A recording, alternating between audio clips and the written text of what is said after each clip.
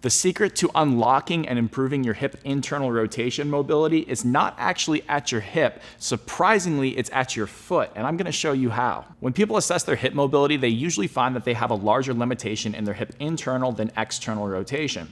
Now, people intuitively think that to improve that lack of mobility, they need to start hammering away mobility exercises at their hips. But that is not going to be very effective in the short or long term if the foot can't move into a given position that is needed when the hip expresses internal rotation. Hip internal rotation looks like this. Now, notice how this femur bone is sliding back within the hip socket right here. Now, notice what the pelvis does. So if my foot is fixated to the ground and my pelvis turns towards that side, that creates that hip internal rotation position.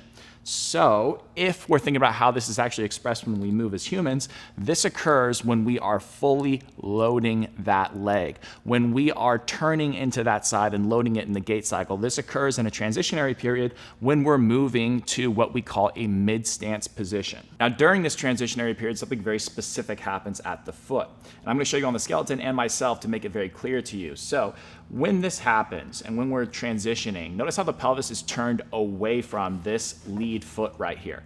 Once we start to take that foot off of the ground and we swing through to the other side, the pelvis is going to start to turn towards this stance leg side. So we're here initially, and as we swing through, you can see the pelvis is going to face this side. Now, look at what happens as this left foot is fixated to the ground. As my pelvis turns towards that side, I'm going to have my foot arch raise. So my foot arch is going to move into a position where it was higher than it was relatively before. This is called a supinated position of the foot. So in order for me to express internal rotation with my foot on the ground, my foot needs to be able to supinate. What happens when I take a step forward with one leg is that I'm going to have my whole foot become flat, this leg becomes more straight, my foot arch is going to go down, and this is when my foot arch is the flattest in the gait cycle.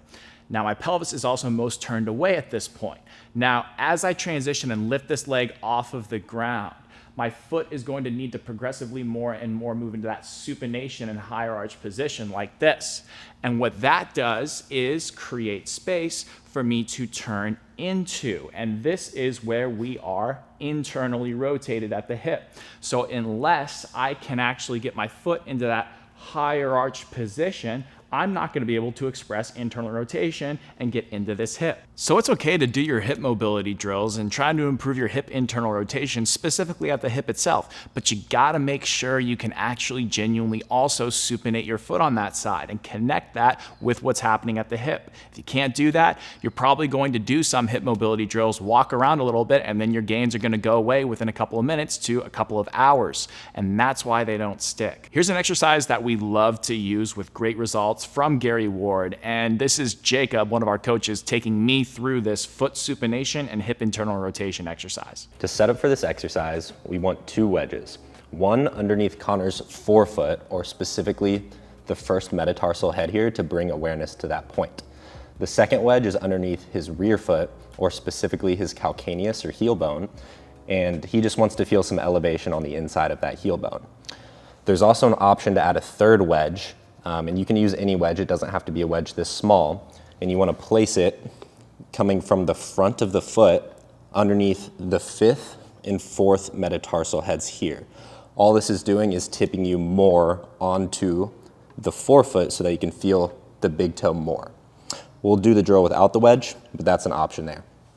To start off the exercise, Connor will place his hands on his hips and he'll shift his weight onto the foot in which the wedges are underneath. What this will do is it will start to supinate the foot here. Next, he's going to unlock the right knee and turn his pelvis towards the foot that is elevated on the wedges.